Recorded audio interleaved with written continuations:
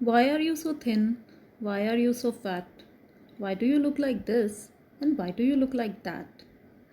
The world has too much of opinions for us. They notice us and they have a lot many problems with one's appearance, dress up, color of skin, hair, everything. But if we only think about the opinion of others and not live our lives as we wish to, then don't you think that the life would be just a waste and nothing more? Hello, students, this is Bharti Pawar, and today we are going to talk about the chapter On the Face of It by Susan Hill.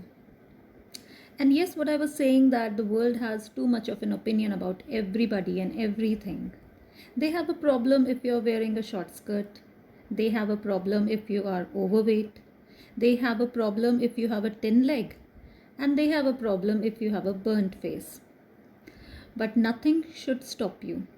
On the face of it, you might appear to have a problem. You might appear to be disabled. You might appear to be stressed. But deep down under is your real personality. Sometimes we are not what we appear on the surface. You are everything that doesn't appear on the face of it. You are someone who nobody else can see. Your merits are the ones that decide who you are, and it is not your face. This play is written by Susan Hill, a novelist and children's writer. She was born in Scarborough, England on 5th February 1942. She was educated at Scarborough Convent School and at Grammar School in Coventry before reading English at King's College, London, graduating in 1963 and becoming a fellow in 1978.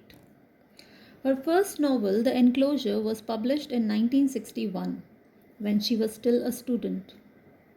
In 1996, she started her own publishing company, Longbarn Books, editing and publishing a quarterly literary journal, Books and Company, in 1998. So, as a writer, as an editor, as a publisher, Miss Susan Hill has achieved a lot. She has won Somerset Maugham Award, Whitbread Novel Award, and many such awards. And she has written many novels like Air and Angels, The Woman in Black, Springtime of the Year, The Mist in the Mirror, The Service of Clouds, and many more. She has also written books for children including The Glass Angels, Beware, Beware, King of Kings, and The Battle of Gulliver. She has also written radio plays, a number of books of non-fiction, and has edited several anthologies of short stories, including 2 volumes of the Penguin Book of Modern Women's Short Stories, published in 1991 and 1997. And you can see some of her books here. The very famous The Woman in Black, The Mist in the Mirror, and The Magic Apple Tree for Children.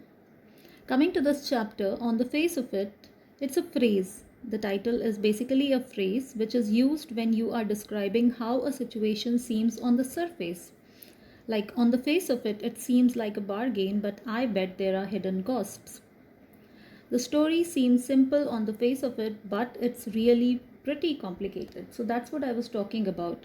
Like, people always judge someone by the external appearance. If somebody is disabled or physically impaired, we always have this thought that they might be craving for sympathy, or they might be facing problems and problems and problems. The person may not be able to laugh properly. But when we get to know that person, then we realize that the human being is a simple, normal person just like us. Yes, they are having problems physically, but don't you think that all of us have one or the other problem? If not physical, then maybe mental, emotional, financial. All of us are suffering. And on the face of it, it appears that we are having problems, but we might be completely different from what we appear to be. And appearances are always deceptive, as it is said. So it's not what happens to you, but how you react to it that matters. So the chapter basically talks about disability and the problems associated with it, but also it talks about that how, in spite of having many troubles, One can always rise if the person has optimism and a positive attitude. And the only disability in life is a bad attitude. If you're having a bad attitude, even if all your limbs are working, your sense organs are working, but your bad attitude will definitely take you down. Now, coming to the characters of the play, Mr. Lamb, as you can see, an old man with a tin leg, and Derry, his half face was burnt because of acid. Now, these are the main issues regarding both of them. Coming to Mr. Lamb, inwardly he is a very lonely man, craved for company and acceptance by the society, but outwardly he is very jovial, optimistic, lover of nature, social, outgoing, and very tolerant also, because he did not mind children calling him Lammy Lamb or picking the crab apples. He was very helpful, very sensitive, and independent. He keeps himself busy by gardening, rearing bees, making apple jam, etc. Also keeps windows and doors open. He welcomes all company. He wanted to be connected to the nature directly. He wanted to be connected to the people and the society, and that is why there were no curtains in his house and the doors were always open for everyone. He was happy to have visitors, children to come there for apples, pears, and toffees to overcome his feeling of loneliness. The problem was that the society never accepted him, but he was very open to the society.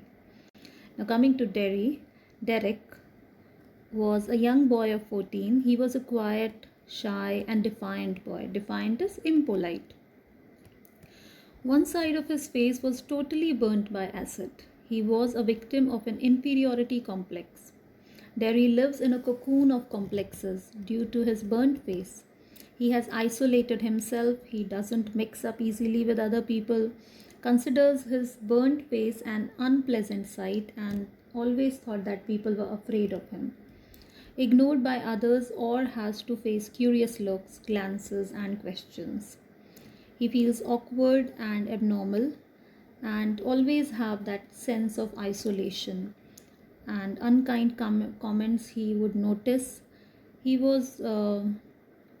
had no friends actually, and he had a very overprotective mother.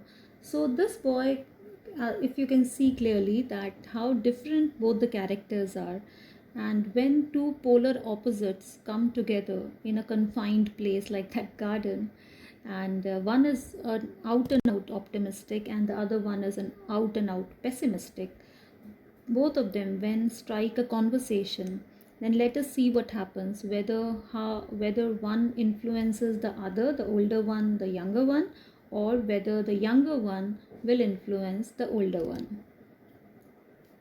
So, coming to the summary of the chapter, the play is about the friendship between an old man, Mr. Lamb, and a young boy, Terry, who is withdrawn and defiant. The child is very disturbed because of his scarred face and feels that people do not want to associate with him. He drifts into Mr. Lamb's garden, which looks very inviting, but Derry panics when he meets the old man. The latter tries to make him feel at ease and advises him to accept life as it comes. Mr. Lamb's philosophy is to celebrate life in all its forms. To him, the difference is a part of life. A flower and a weed are the same, both signs of life, of growth. Having an artificial or a tin leg, he has had to cope up with the cruelty of others but has taken it in his stride. So he has taken everything very gracefully. All the comments, glances, and questions, and ignorance by the people. He has a positive and optimistic attitude to life. He advises Derry to accept life without any preconceived notions. The power of choosing what one wants lies in one's hands. But Derry is extremely sensitive about his scarred face and has a fixed opinion that he is repulsive and ugly. He locks himself in a world of his own and avoids contact with others. But in spite of his attitude, he is moved by the old man's spirit. This is evident from the fact that he defies his mother and returns to the garden, though sadly a little too late. Derry's face is scarred while Mr. Lamb's leg is an artificial one, a tin leg, as he calls it. Both have to cope with the cruelty of others. While Derry withdraws into his shell, Mr. Lamb takes it into his stride. One gets glimpses of the loneliness the old man faces in spite of his outward bravado in the scene when he talks to the bees. From Derry's point of view, also, it is sad that when he finally makes an effort to come out of his shell, he is confronted by the loss of the only person who had befriended him.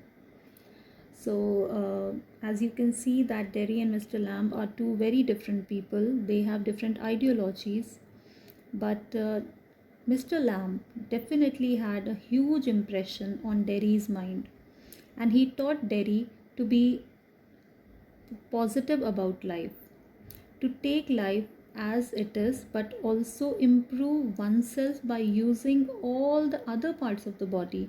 He was not disabled, no impairment was there. Mr. Lamb asked him to use his mind, his hands, his creativity to live a better life and be happy with whatever it is. So Mr. Lamb welcomes Derry in his garden in spite of jumping over the wall. He tries to make him comfortable and tells him to pick crab apples. He talks to him without considering his disability. Derry thinks, pretending not to be afraid of his burnt face. So Derry thought that this man is trying to just show off that he is not concerned about his burnt face. He tells usually people were afraid of his face. Mr. Lamb asks but doesn't probe, and tells Derry that he has a tin leg. Mr. Lamb's advice to Derry, now these are very important. He tells that in nature shapes differ but quality is the same. No difference among the plants, whether they are weeds, flowers, and others. They all grow. So just like that, you can use it as a symbol and apply it on the human beings. We are all different people with different skin color, culture, heritage, height, and personalities, but all of us are growing every day, every minute, and every second. We all have to live life. So why make it difficult for others, and why make it difficult for oneself too? Inside is important than outside. And he also said that accept yourself and not to fear what others think about you. And people used to call him Lamey Lamb, which never bothered him. Not to keep thinking of these things. Life offers many more things. Isolation is not good. Inspires to look at things positively. So he mentioned the bees also, that people think that bees buzz, but I think that bees hum, and humming is music. So he always looked for that silver lining, the positivity in anything negative. Mr. Lamb means to say that different people have different viewpoints to look at the same thing. Some find one thing beautiful, others find it ugly. It all depends on outlook and attitude. It is, therefore, important to adopt a positive attitude towards everything, just like the Princess Beauty who loved the monstrous beast in the fairy tale. The point is that it doesn't matter what you look like, but what you are inside. So it's like handsome is as handsome does. Now, Derry's reaction to Mr. Lamb's advice was that initially he was very suspicious of Mr. Lamb because he has never met anybody so kind and so friendly towards him. People were always either irritating or ignoring him or observing him too much.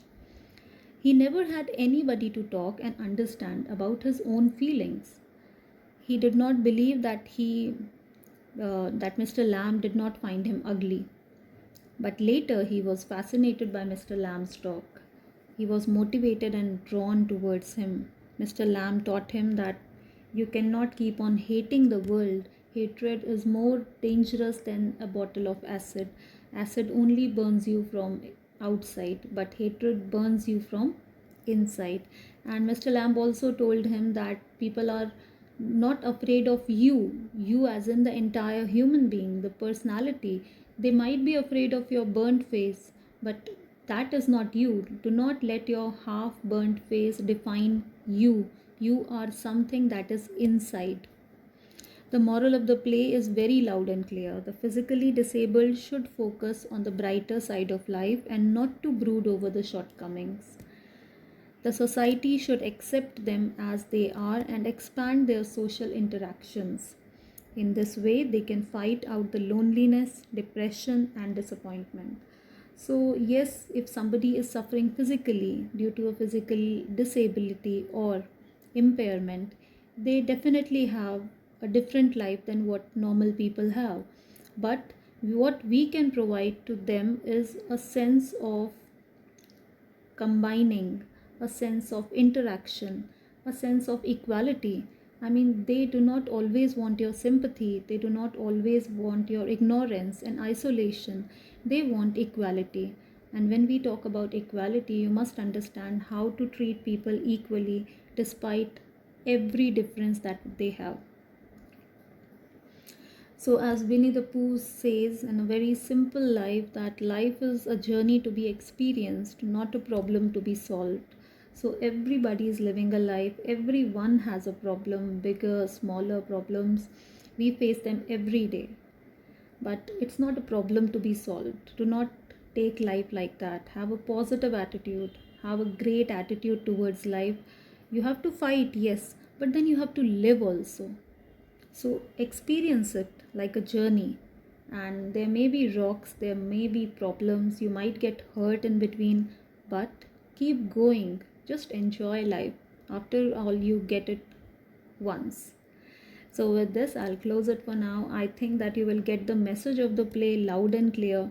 After all, that is what Miss Susan Hill wanted, that people must understand that the only problem or the only disability is always a bad attitude and nothing else. So, with this, I would like to close this session. Thank you.